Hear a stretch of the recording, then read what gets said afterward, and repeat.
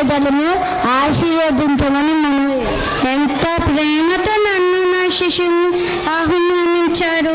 చాలా సంతోషంగా ఉంది. మేము వీలు చూసుకుని వస్తాం. మీరు బయలుదేరింది. అవసరం లేదు కదా సార్.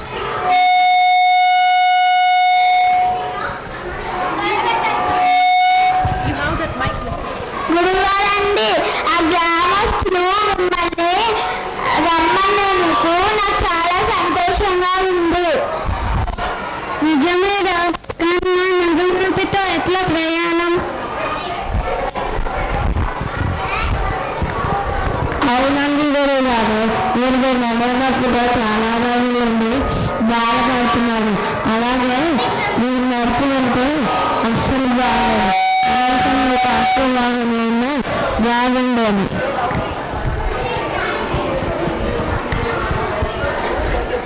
గురుగారు, నేను ఎలాగైనా కష్టపడి ఒక గుర్రాన్ని సంపాదించి తెస్తాను. శృంగి, మీ ఆలోచన చాలా బాగుంది, కానీ గుర్రం కొనడానికి అంత డబ్బు ఎక్కడిది? పైగా నేను గుర్రం ఎక్కకపోతే నా పేరు ప్రతిష్టలు పోతాయా ఏంటి? గురుగారు, మీరెంత గొప్పవారు. మీ గొప్పతనం మీకు తెలియదండి. అవుననుకో. అరే, మీరేం కంగారు పడకండి గురువుగారు. ఎట్లైనా ఒక గుర్రాన్ని సంపాదించి తెస్తా. ఎక్కడికి వెళ్ళాలన్నా గుర్రం మీరే వెళ్ళాలి. అప్పుడే మీ పేరు ప్రతిష్టలు పెరుగుతాయి.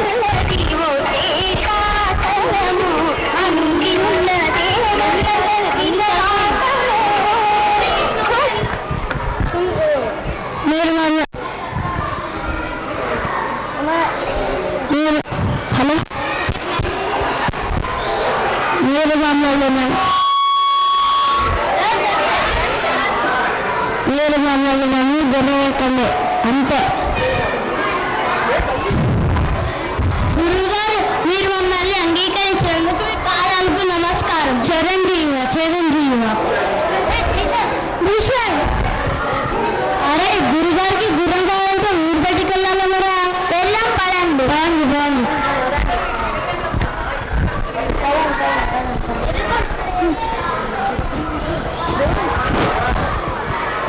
అదే అక్కడ గుర్రం కనిపిస్తాను చూడరా.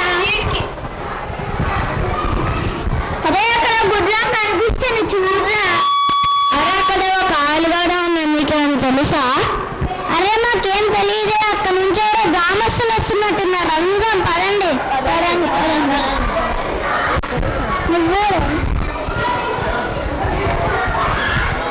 ఆ గుర్రం పక్కన ఒక ఆలు ఉన్నాయి. ఏం కావాలి?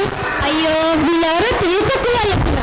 అవి గుర్రం గుట్లు కాకపోయినా గుర్రం గుట్లు అని చెప్పి బాగా సొమ్ము మొత్తం తాగుదాం. మాకు అన్నీ తెలుసు, మీకు తెలుసా తెలీదా అని అడిగాను. అక్కడ ఎవరో కాపలా కాస్తున్నట్టున్నారు. అడుగుదాం పదా.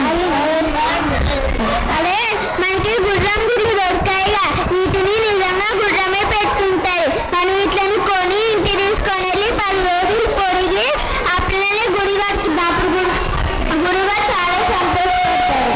అవునరా, నీకు చాలా తెలివితేటలు ఉన్నాయి. అక్కడ ఎవరో కాపలా కాస్తున్నట్టున్నారు.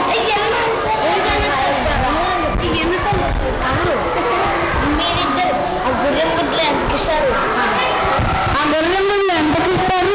మీరు ఆ గుర్రం గుడ్లను తీసుకొని ఏం చేస్తారు? ఆ గుర్రం గుడ్లని ఇంటికి తీసుకొని వెళ్ళి 10 రోజులు పొడిగి ఆ పిల్లల్ని మా గుడి వారికి ఇస్తాం. సరే, అన్నకైతే 3 కాసులు, నీకైతే 2 కాసులు. 2 కాసులని 20 కాసులు వేస్తాను. గుడ్లు ఇవ్వండి.